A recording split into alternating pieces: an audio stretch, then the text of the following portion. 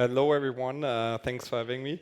So I'm Vincent, the founder of Prime Intellect, and for the context, our focus is really to decentralize AI, also by really figuring out how to do decentralized compute, but also novel ways to advance AI models themselves. And for a bit of backstory, spent the last few years kind of helping build up some of the first communities in decentralized science. So learned a lot about how to coordinate concretely scientific funding on Ethereum over the last 3 years. Started a project called VitaDAO that some of you might know, and spent also the years before that already in kind of like tinkering in AI, but also in crypto. So it has been always been two of the spaces that I've been closely involved with, and so I naturally evolved and asked myself also like really how can we decentralize AI in meaningful ways beyond kind of like hype. And that's what this talk is going to be about. So really about how to get to relevant amounts of compute and relevant models for solving and funding and advancing AI models through decentralized AI. Yeah, so the broader vision, kind of like with and motivation for starting this was really to kind of emerge from talking to a lot of AI developers, founders, academics at AI conferences over the last few years, and just friends starting AI startups, is really empowering them with more instant and scalable compute, but also really with novel incentives to make open source AI models work. And maybe to focus on the first one, really, like if you talk to AI researchers and startups, like the only thing they all have in common is that they don't have compute, basically. Like, and I've been chatting with them like over the last even like few days with a bunch of researchers doing some of the most meaningful models, and the only thing they really want and don't have is compute, because otherwise you can't do anything. But then also like they kind of lack the incentive models and frameworks to get funding for open source AI models. Like basically they rely on donations to an extent. And the broader goal with like solving this is really to kind of like advance scientific progress and really make access to compute universally accessible, as well as to intelligence. And I think like it will become increasingly clear also throughout the presentation, but like that it really should be almost like a basic right to have access to compute and intelligence, especially in a world where like all of your intelligence, sorry to break it, but will be basically worthless to an extent probably compared to artificial intelligence. So people will rely probably on having access. So talk is kind of like in 3 parts on like going into compute and intelligence, and then also how a protocol fits into that, and like how it could look like in a decentralized world. And maybe like to start off, I'm not sure how many of you are aware of like the scaling hypothesis, or have heard the bitter lesson of the scaling hypothesis. Okay, not many, so that's useful because like it's basically like the biggest lesson in 70 years of AI research is that generally methods that leverage computation are ultimately the most effective and by a large margin. And this quote from Rich Sutton, like one of the key former scientists at DeepMind, invented reinforcement learning. And it's obviously clearly shown also on this chart to the right, is kind of like since we entered this like deep learning era, the main thing that changed is actually not the algorithms. Like GPT-3 or 4 is quite similar to GPT-2. The difference is just like orders of magnitude more compute, and literally like GPT-2 I think was like 30K of compute, GPT-4 was more like 200 million. So it's like a huge jump in compute, and obviously also some algorithmic improvements. And so the first realization we had was like, to an extent, it's obviously highly centralizing force, because you have these gigantic data centers, like OpenAI has like 1 or 2 data centers with literally 10, 20 billion worth of compute in them. And the only way to an extent to compete is like if you can bundle and aggregate all the other compute in the world, in every other data center in every country, literally at some point, maybe even in every laptop and smartphone, into like one kind of like aggregated network. But it's very challenging to train across distributed compute, even if it's in 2, 3 different locations, and especially if it's like hundreds or thousands of different locations. So that's one of the core problems we started to tackle, is really how to train decentralized, how to orchestrate this compute in a like global fashion. And we started basically with this first goal and like launched our compute platform in private beta, like which basically aggregates compute from all the different GPU clouds, but then also enabling people to contribute their own GPUs basically onto the platform. And it already like enables people to basically find the cheapest chip that we can find in the world, like to train AI models. And I think the key thing to focus on, I think also from a lesson from observing crypto, is to like not only focus on the decentralized clouds, which some of you might know, like Akash or like Jensen or a bunch of others that are doing decentralized clouds, Render Network, and a bunch of others, but also the centralized ones, which still are 99% of the cloud. So it's kind of like just focusing on the decentralized clouds would be like a drop in the ocean of like the compute that is out there. And a lot of people also don't really care if it's like centralized or decentralized. So we kind of like go with both. Yeah, the focus really is on the one side to really aggregate all the compute we can like in the world and make it usable, like for people to use for training, fine-tuning, for inference and other things. And yeah, this is kind of like, I'm not sure if the video works, but like it's a bit like how the platform works. Like it's just people basically looking for the chip they are looking for and finding like the compute that basically is like the cheapest, but also most performant for their need. And I think where this gets interesting, and which is one of our key technical research focuses, is on decentralized training. And for context, basically, most of the big models have been trained in a centralized fashion, like GPT-4 or others. But an interesting shift was actually recently by Gemini, by Google. Like they started to train distributed, like across multiple clusters, because not all GPUs could fit in one cluster. So they basically were forced by like the natural limitations of space and energy to train distributed on 2 or 3 clusters. And this will only increase. It's basically now kind of like known already from the comments, also from AI people, that like we won't stop at 200 million. Like the next training ones will be 1 billion, and there will be 10 billion and 20 billion. Probably like stops out at like 10, 20 billion. But like that's like huge order of magnitude jump from where we are currently. So it's only possible in a decentralized fashion, and in fact, DeepMind is already doing it in a decentralized fashion. And we are basically right now focused on actually building on top of all the research and decentralized training, actually replicating what DeepMind is doing for the open source community and making it freely available. So they haven't published a GitHub, they haven't, but they've done a paper on this. So we are basically right now, like open sourcing this and building this out. But then also adding a few properties. Like the key is really to make this fault tolerant. So if one of the GPUs doesn't work, that it can just replace it with another different GPU. But also to an extent enable heterogeneous, like different basically GPUs. So you don't are limited to just using, for example, NVIDIA H100s, but also could use older generations or different kinds of chips. And then I think the key requirement which we are focused on is really this low network bandwidth, because you can imagine if you take a GPU in different places, say in the US and Europe, like you'll have to send data between them. And that's one of the key limitations, and there's ways around that basically by synchronizing less regularly, less frequently, and figuring out ways to approximate this in a way where it doesn't become a huge issue. And that's basically what DeepMind published on and demonstrated, and what we are now replicating and publishing is figuring out ways to like solve the inherent difficulties with decentralized training. And the key benefit is, of course, really, in going back to the first point, is like, if dollar is kind of the input, you want to get obviously the most amount of compute, and the cheapest compute is usually the underutilized compute somewhere in the world. So the whole idea is basically to always enable people to basically plug together the cheapest compute they can find in the world and train across the cheapest, basically GPUs people are willing to provide.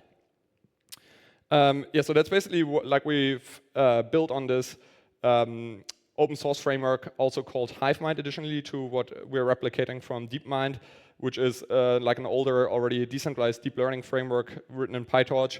And we basically enable people, like straight from our platform already, to basically contribute their compute to this decentralized training run to train the first like AI models in a decentralized fashion, basically where like hundreds of people can join with their compute to train it. It's more like a proof of concept to show that it's possible at similar, actually, like efficiency.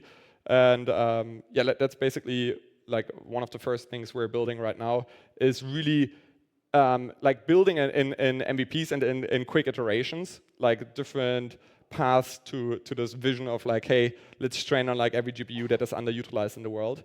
And then maybe like going into like for what to use all this GPUs and this compute, we're basically of the belief that obviously we'll have these gigantic models trained for like 10 billion, 20 billion by OpenAI, open source by folks like Mark Zuckerberg with Llama. But we'll also have like a range of like specialized models, obviously some of these fine-tuned models, and also kind of like for the related to the space I spent a bunch of time in with decentralized science. There's also a bunch of like domain-specific scientific models that are really interesting, obviously also like high impact, and that actually don't need 10 billion of compute, maybe like $100,000 of compute is enough for most of the researchers we're talking to. And like, for example, just yesterday I talked to a researcher working on like pandemic prevention, and like they need like $25,000 to build their model, and this model could literally prevent the next pandemic. Like, and so there's a bunch of this almost like low-hanging fruit to figure out like basically also coordination and funding models for impactful AI model builders to get their hands on compute. And obviously the key challenge there is really that we've seen this closed and fully open model where like obviously the big guys train in a closed fashion and then try to sell the AI model as a product like OpenAI or Anthropic or Google even. And then obviously the fully open source models like Llama just try to like cross-subsidize with Facebook, for example. And I think what we'll increasingly also able to see is some models in between. Like the best example is Stable Diffusion, for example, which obviously is freely available, like the code everyone can use. But if you want to use it as an enterprise, for example, you have to pay them. And I think that's like one model that will become more interesting and more commonplace is that people can still, like everyone can access the code, everyone can use it for free. But if you make a lot of money with it, you have to basically give some revenue back to the people that trained this model.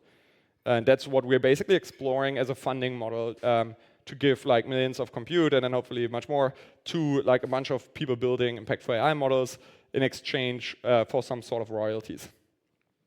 And there's this like good quote by actually a former employee from OpenAI who's now with one of the biggest like humanoid robot companies, and he himself said like the only way he could see for potential disruptor to the OpenAIs and Googles is if we could figure out ways to, on the one side, incrementally fork open source models and train all of these models further and merge them together with all the distilled compute basically that people are investing in open source AI that people have obviously globally kind of like available.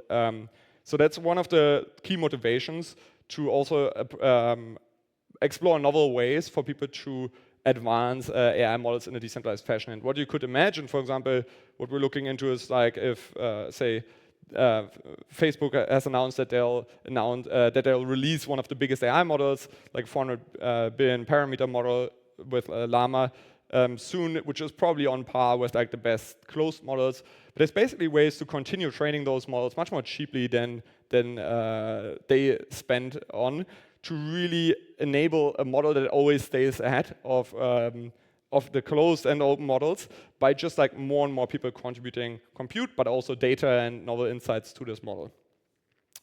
And how does a like a protocol fit into all of this? Like the core idea for us is like to actually like not start like crypto first, but like what's actually does the AI world need, and like what do the AI developers need, and then figure out like does a protocol even make sense here? And basically how we view this really is like this. Like ultimately compute is a commodity, and a commodity needs like a market, needs like market mechanisms to be traded like efficiently. So like I'm of the firm opinion that like majority of GDP will be spent on compute. Like it won't be spent on humans, won't be spent on other things. Like it will be humanoid robots, will be like factories, but it will also be like a lot of compute because it ultimately scales infinitely, right? Like if you imagine you have like a few like tens of millions of scientists worldwide, you could have like 10 times or 100 or like 1 billion times more compute and intelligence spent on science just by ramping up basically scientific AI, for example. So like the whole idea is that like compute might become the biggest market in the world, and it's still not very efficient. Like it lacks kind of like a NASDAQ, it lacks a way to just use all of that compute. So that's at the heart of it, and really it enables more efficient price discovery on basically every sort of compute. So basically obviously what we've seen with a bunch of the decentralized AI compute protocols is kind of like peer-to-peer compute, even in an abstract way. For me, Bitcoin and Ethereum are an example of this. Like it's like actually 100 orders of magnitude like more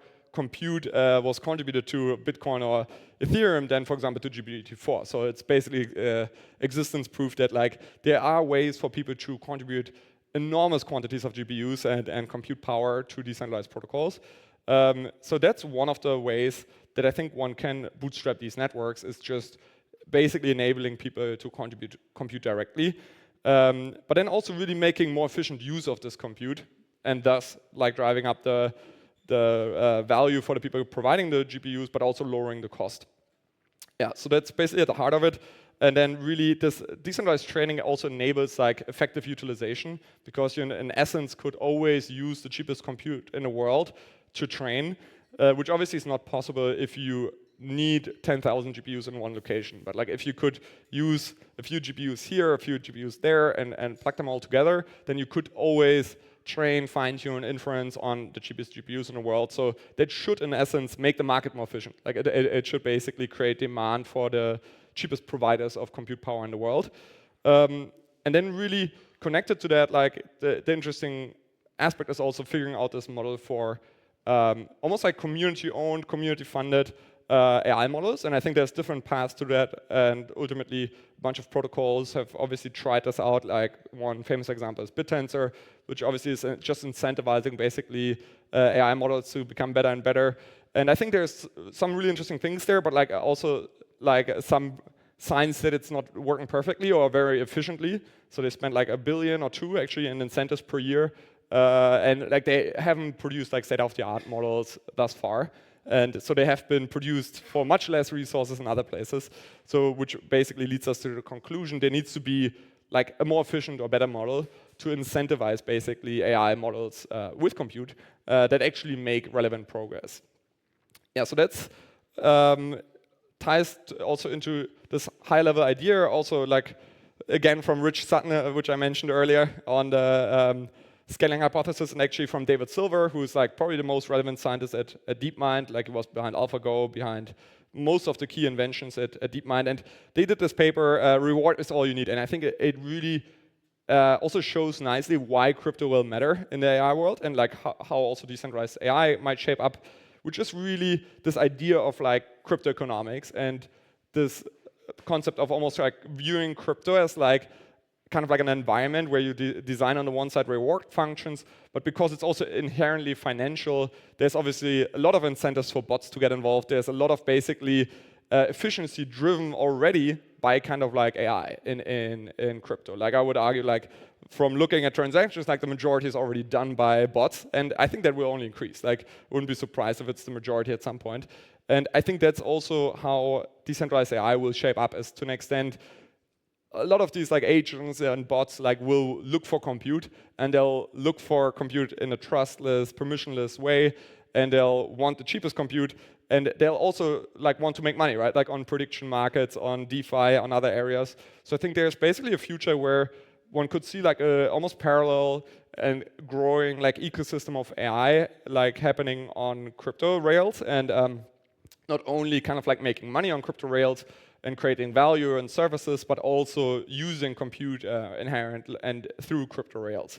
And really this hypothesis of this article is that like intelligence and its abilities can be seen and understood as subserving the maximization of reward, so that almost like intelligence emerges out of like a reward function. And obviously like evolution is kind of like the reward function for humans, and obviously for AIs it's usually actually compute or financial rewards that it's trying to maximize, because it's kind of like it's oxygen. Like if it doesn't have compute, it can't run. So the one thing it needs or wants is compute, and to an extent, yeah, like resources to run, which obviously is kind of like fungible. Like, yeah, so that's about it. Like, happy to, like, if there's time for like questions, take some questions, and happy to collaborate. You can find more out about us on primeintellect.ai. Or on X, and yeah, feel free to ping me, and happy to collaborate and explore ways, yeah, to work together. Thanks. Thank you, Vincent, for your informative talk. A great example of why boutique and smaller projects can have such a big impact right now in AI. Any questions for Vincent?